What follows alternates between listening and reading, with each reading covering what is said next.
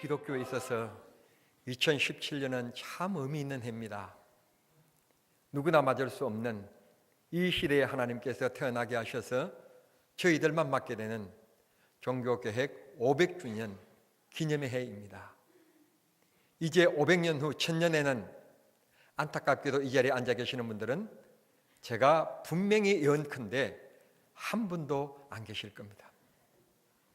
그렇게 볼 때 오늘 우리 자신들이 500주년이라고 하는 이 감격적인 것을 하나님이 주신 데는 단순히 우리들에게 주시는 감격이 아니라 우리의 믿음과 우리의 교회가 하나님이 은하시는 바른 교회로 세워가라고 하는 특별한 명령도 있는 줄 믿습니다.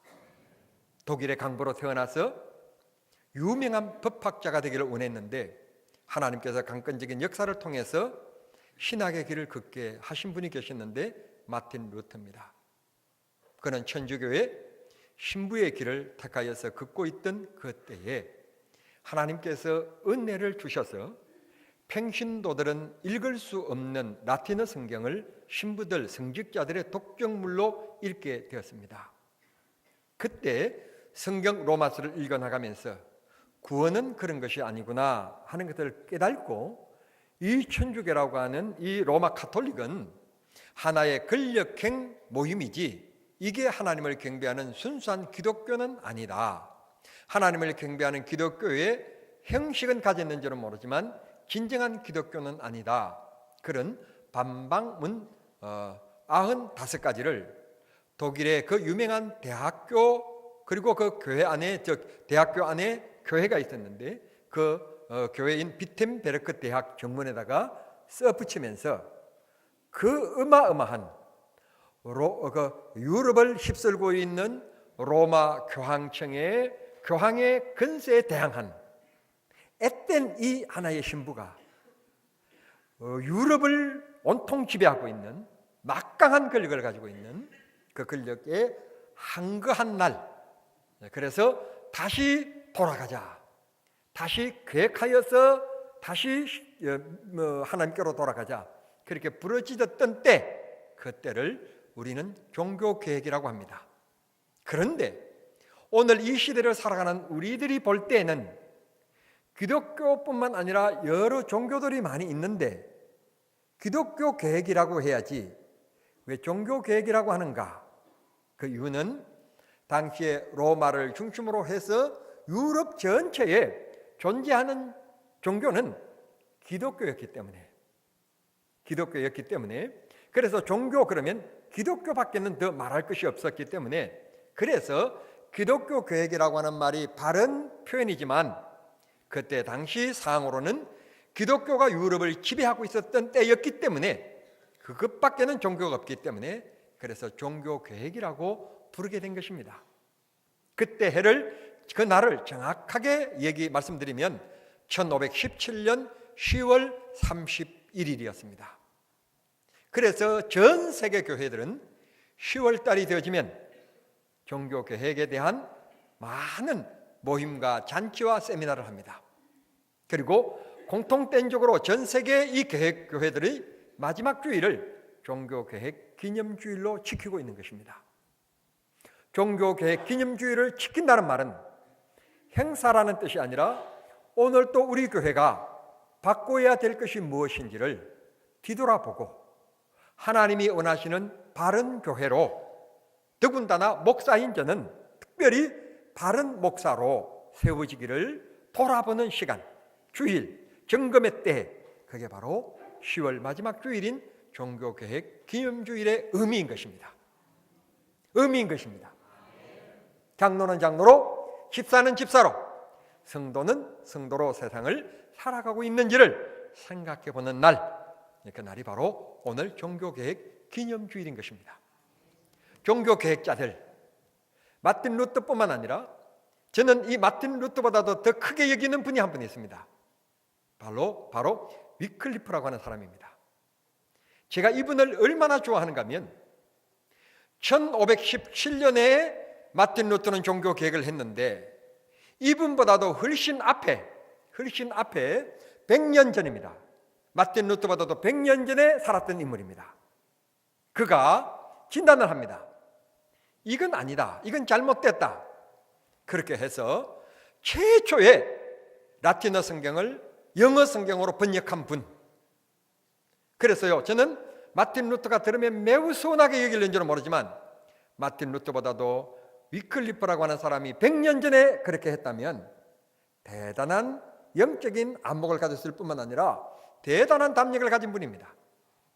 그래서 저는 위클리프를 참 좋아합니다.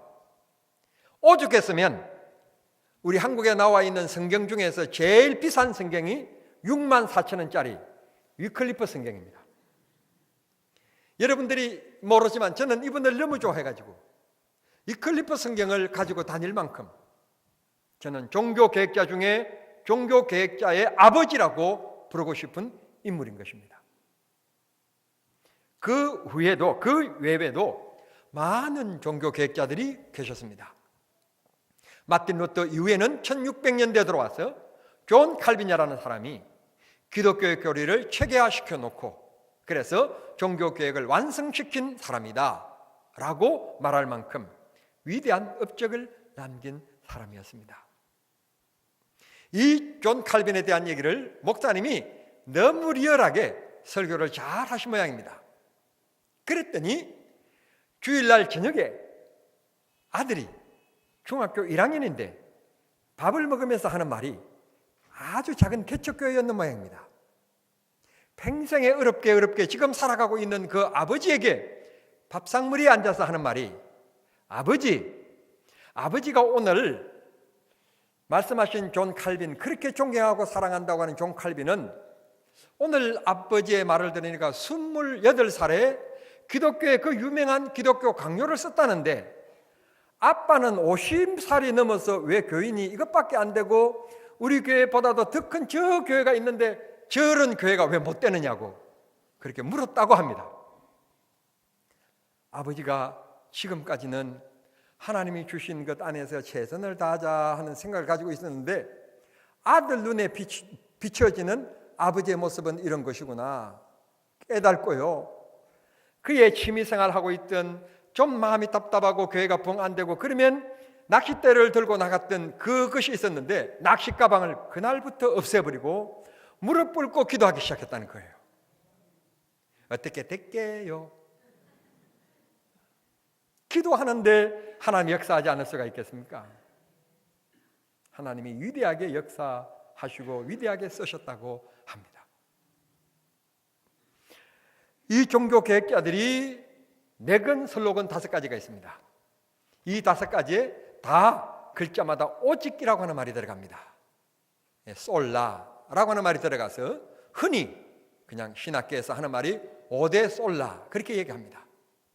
5가지의 정신이 있는데 첫째는 솔라 스크립투스 오직 성경만, 솔라 크라티아 오직 은혜로, 솔라 데오 글로리아 오직 하나님께 영광, 솔로스 클로투스 오직 예수님만.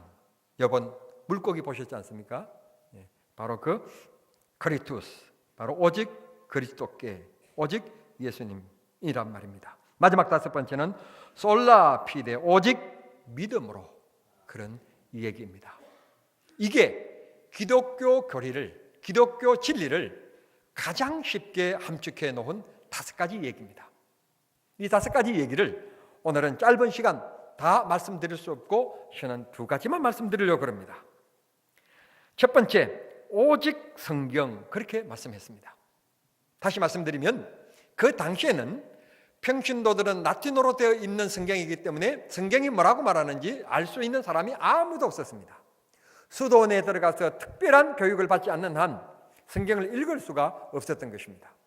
더군다나 제도적으로 평신도는 성경을 소유할 수 없게끔 금지법이 발효되어져 있었던 때였습니다. 그러니까 되게 망측한 제도 아니겠습니까? 그랬던 그때에 로마 카톨릭의 교황이 뭐라고 말하든지 그게 하나님의 말씀이었습니다. 그게 진리였습니다. 그런데 이 성경을 읽었던 이 마틴 루터나 종교개혁자들이 성경을 읽어보니 그게 아니구나. 구원은 바로 우리들에게 하나님께서 성경을 통하여 알게 하시는 것이지 교황을 통하여 알게 하는 것이 아니구나. 오늘 또 구원은 목사를 통하여 알게 하시는 것이 아니라 성경을 통하여 우리에게 알게 하시는 것입니다. 하나님이 이미 다 우주 만물을 창조하셨고 운행하고 계시며 하나님의 뜻에 따라서 이 시대에 나를 태어나게 하셨고, 여러분들은 어떤 생각을 가지고 있는 건 모르지만 하나님은 오묘하신 계획하심이 계셔서 이 시대에 이 많은 교회들 가운데 정남중앙교회에 지금 앉아 계시는 것입니다. 목적 없는 의미는 없습니다.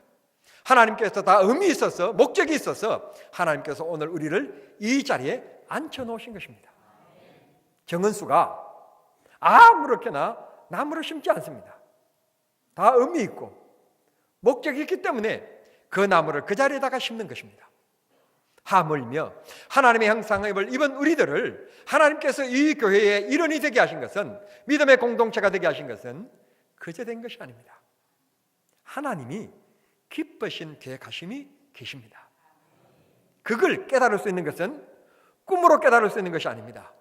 환상으로 보여지는 것이 아닙니다. 완전한 계시인, 이 이상 더 필요 없는 완전한 계시이신 성경이 만족함을 가지고 있습니다.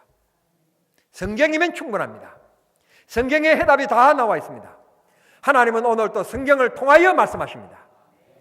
이만희를 통하여 새롭게 말씀하시지 않습니다. 여러분, 영적인 혼란에 빠지지 마십시오. 성경을 통하여 하나님이 지금도 계속하여 말씀하고 계심을 믿으십시오. 말씀에 진리가 있습니다. 말씀에 풍성한 하나님의 사랑이 있습니다. 말씀의 진리의 꼴을 풍성하게 취하는 여러분들이 다 되셔서 영적인 성장과 영적인 튼튼함을 가지는 우리 성도님들이 다 되시기를 바랍니다. 성경을 그래서 매일 읽으셔야 됩니다. 매일 묵상하셔야 됩니다. 그렇게 묵상했던 사람이 있습니다. 다윗입니다. 그렇게 말씀을 매일 묵상했더니 하나님은 다윗을 얼마나 사랑하셨는지 모릅니다. 때로는 다윗이 실수하고 범죄한 일도 있었지만 그런 일이 없었던 것처럼 하나님이 다윗을 그렇게 사랑하셨습니다. 말씀 사랑이 곧 하나님 사랑입니다. 말씀 순종이 곧 하나님 앞에서 살아가는 생활입니다. 꼭 말씀대로 살아가는 믿음의 성도들이 되기를 바랍니다. 말씀은 너무너무 많이 읽고 기도는 너무너무 많이 하는데 생활을 보면 아닌 거예요. 생활을 보면 술자리에 같이 앉고 놀러 가는데 같이 놀러 가서 같이 세상 안 믿는 사람들과 똑같고, 그건 아닌 겁니다. 아무 반응이 없을 줄 알았습니다. 싸늘할 줄 알았습니다. 저는 그 말에 아멘 기대하지 않았습니다. 그러나 기억하실 것은, 너희는 소금이라 말씀하셨는데 대단히 죄송한 표현입니다만, 여러분, 소금은 국물이라고 해서 자기가 원하는 국물이라고 해서 짠맛을 내고 자기가 원하지 않는 물이라고 해서 짠맛을 내지 않는 것은 아닙니다. 주인이 어느 곳이든지 소금을 뿌려주기만 하면 그 물속에 들어가서 녹아지고 짠맛을 내는 것입니다. 우리 기독교인들은 교회에 있든지 직장에 있든지 어느 곳에 있든지 우리는 하나님 앞에 살아가는 믿음의 삶이 있을 때 그 사람을 가리켜서 우리는 하나님의 백성, 하나님의 자녀, 그렇게 말하는 것입니다.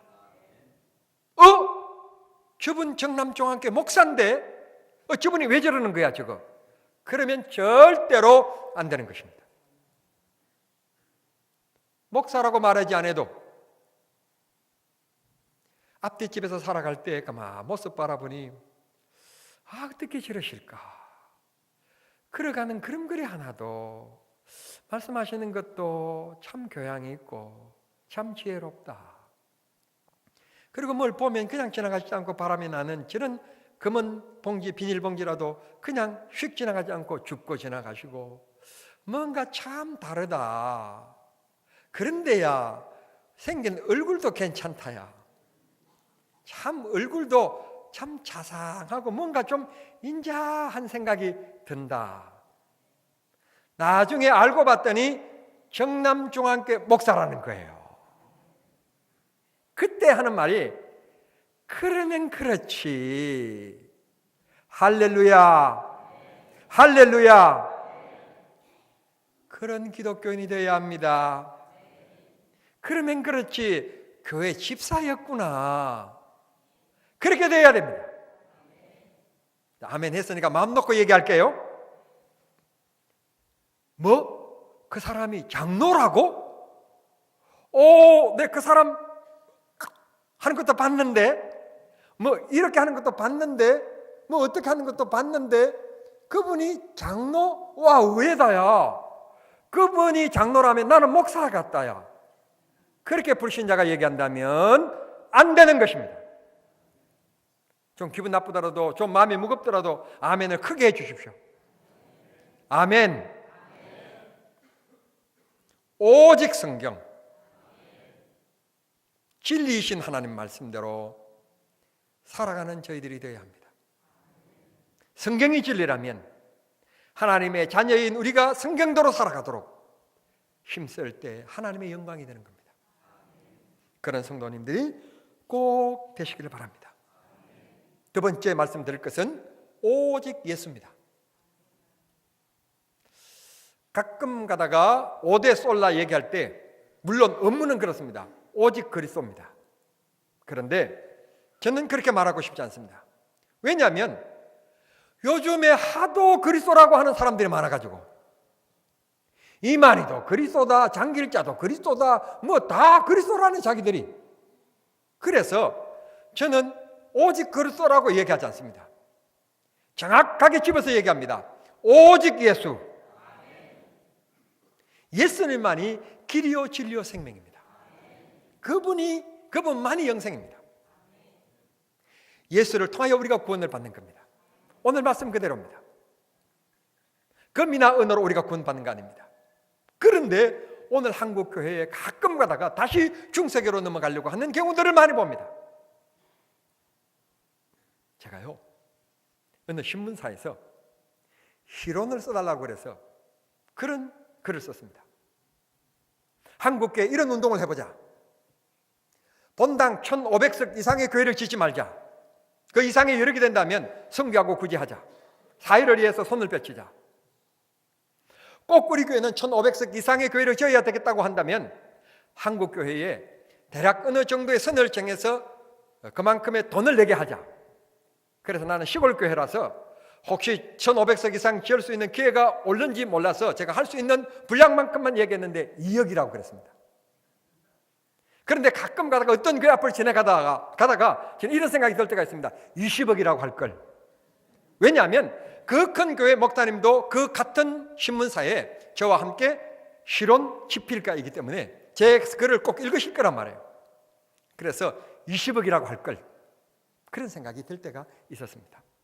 무슨 말씀을 드리려고 하는가 하면 한국교회를 비평하자 하는 것은 절대 아닙니다. 무슨 얘기를 하려고 하는가 하면 중세기에 왜 이런 말이 나왔는가 하면 이런 생각이 든 거예요. 베드로 성당을 짓는데 건축 자금이 부족했습니다. 그러니까 그 건축 자금을 그 성전은 완공해야 되겠고 돈은 부족하고 그러니까 모금 담당 책인 테첼이라고 하는 신부를 통해서 로마, 이탈리아, 프랑스, 독일, 스웨덴 이런 곳을 네덜란드 다니면서 이 로마 교황청에 들어있는 베드로 성당을 짓기 위해서 건축헌금을 모금하는 일들을 했습니다. 저도 말 잘하지요? 못하지만 잘한다고 해야 됩니다. 저도 말 잘하지요? 예, 여러분 저보다도 더 사람을 웃게 만들고 울게 만들고 감동을 하게 만드는 사람이 있었는데 수사하게 뛰어난 말 잘하는 테첼이라고 하는 신부였습니다. 이분의 설교를 듣다 보면 눈물 흘리지 않는 사람이 없고 당장 내가 가지고 있는 집을 하나님 앞에 드려야 되겠다는 마음이 생길 수 있게끔 너무너무 뛰어난 부흥사였습니다.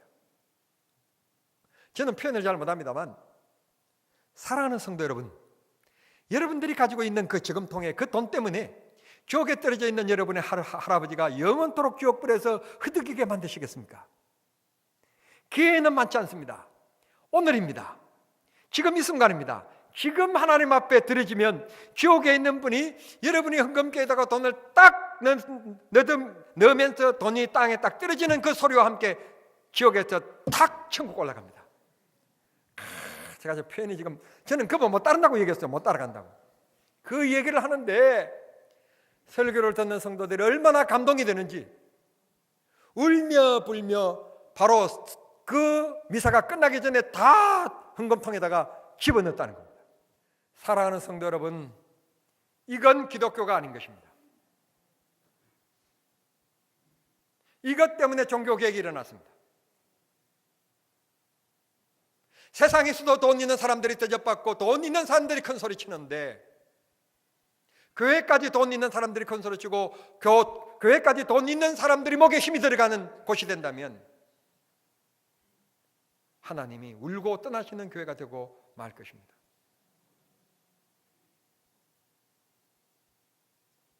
아이고 목사님이 이번에 또 장로님 또 몇 번 세우신데 아이고 장로님이 저 목사님이 돈이 필요한가 봐. 아니 왜 표정들이 이렇습니까? 이런 말이 성도들에게 놓은다면 되겠습니까?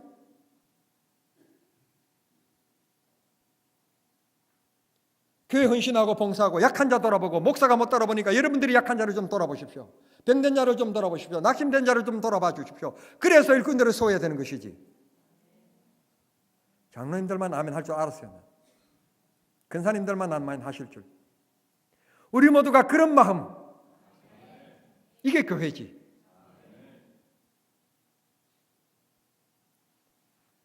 그래서 예수를 통해서 구원받는 거지 헌금을 통해서 구원받는 것은 아니다. 봉사를 통하여 구원받는 것은 아니다. 고행을 통해서 구원받는 것은 아니다 하고 정의를 내리게 된 것입니다. 세상에 많은 사람들이 얘기합니다. 길이 많다고. 철학의 길도 있고 선행의 길도 있고 봉양의 길도 있고 고행의 길도 있고 수도의 길도 있고 양심적으로 살면 된다고 양심의 길도 있다고 말하는 사람들이 많습니다. 맹자왈 가로왈 양심대로 살고 선하게 살면 된다고 얘기하는 동양학자들이 얼마나 많은지 모릅니다. 아닙니다. 예수가 아니면 구원받을 수가 없습니다. 아무리 양심적으로 살아도 아무리 선행을 해도 예수를 믿지 않으면 구원을 받을 수가 없습니다. 나로 말미암지 않고는 하나님께로 갈 자가 없다. 잠언 16장 25절에 보면 어떤 길은 사람이 보기에 바르게 보이나 필경은 사망의 길이다. 다른 길은 없습니다. 다시 말씀드립니다. 다른 길은 없습니다. 오직 예수입니다. 교회에서 상처도 받고 사람과의 갈등도 생깁니다. 그럼에도 불구하고 교회를 떠나면 안 됩니다. 왜? 구원은 예수로 말미암아 받기 때문에. 순간의 기분 때문에 영생을 놓치면 안 됩니다. 우리는 그런 모습 바라볼 때 나도 남에게 이런 상처를 줄까 조심하고 경건되게 살아가도록 노력해야지. 그 사람 때문에 내가 교회 안 오겠다. 그러면 절대로 단순한 인생 생각 때문에 영생을 놓치는 어리석음이 됩니다. 그럴수록 더 애쓰고 힘쓰고 기도하고 사랑의 은혜를 성령님께 구하는 저들이 되어야 될 줄 믿습니다. 놀라운 진리입니다. 예수만이 진리십니다. 예수만이 구원이십니다. 그래서 주님이 분명히 말씀하셨습니다. 단순하게 그 길밖에 없다는 겁니다. 내가 곧 길이요 진리요 생명. 목사로서 타 종교를 얘기하면 안 됩니다만 타 종교 어느 교주가 자기가 길이라고 얘기하고 자기가 진리라고 얘기하고 자기가 생명이라고 얘기하고 자기가 부활이라고 얘기한 사람이 있는지 한번 여러분 기억 속에 이 시간 짧은 시간이지만 더듬어 보시길 바랍니다. 예수님밖에는 없습니다. 사도행전 4장에 말씀하십니다. 천하 인간 어느 누구에게도 구원받을 만한 이름을 주신 일이 없다.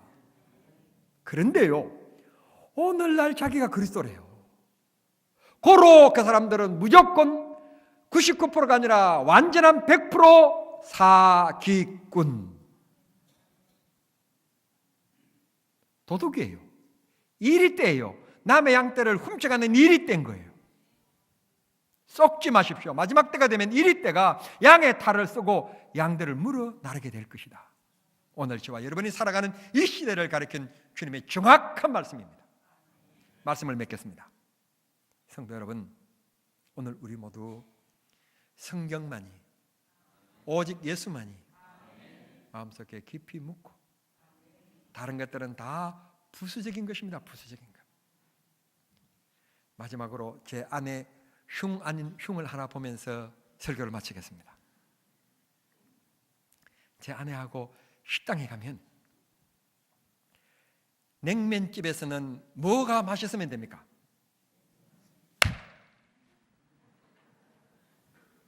갈비탕 집에서는 뭐가 맛있으면 됩니까? 그런데 갈비탕 먹으러 가서 마치 깍두기 먹으러 온 사람 같아. 짜장면집에 가서 짜장면이 맛있으면 되지 단무지 먹으러 온 사람 같아. 사랑하는 성도 여러분, 우리가 예수만 바라보면 되지 왜 깍두기인 목사를 자꾸 바라봅니까? 왜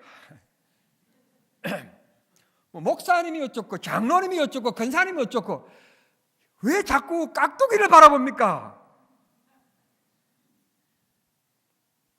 갈비탕집에 갈비탕이 맛있으면 되지 짜장면집에 짜장면이 맛있으면 되는 거지. 우리 집사람 흉 본다고 그러니까 집사람한테 잘 보이려고 아멘도 안 하시고 뭐 이렇게 그러시는 것 같아서 제가 이해하겠습니다만은 말씀을 맺으면서 여러분에게 꼭 기억합니다. 꼭 말씀드리고 싶습니다. 우리에게는 예수면 되는 거지 다른 부수적인 것 때문에 상처받고 부수적인 것 때문에 믿음이 약해지는 일이 있지 않도록 오직 주님 바라보고 말씀 굳게 주님의 약속인 언약인 말씀 굳게 믿는 근실한 믿음들이 되시기를 소원합니다. 기도하겠습니다.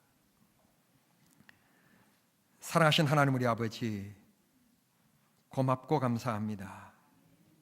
죄악의 흑암 가운데 있는 저희들을 살리시기 위하여서 대속의 제물로 예수 그리스도를 이 땅에 보내주시고 십자가를 지게 하시고 다시 부활하심으로 우리의 영원한 소망이 되게 하시고 우리의 영원한 주가 되게 하신 아버지 하나님을 찬양합니다.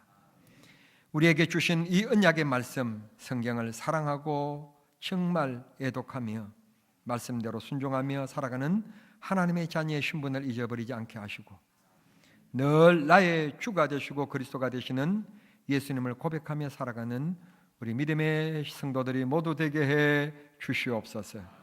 종교개혁 주일입니다.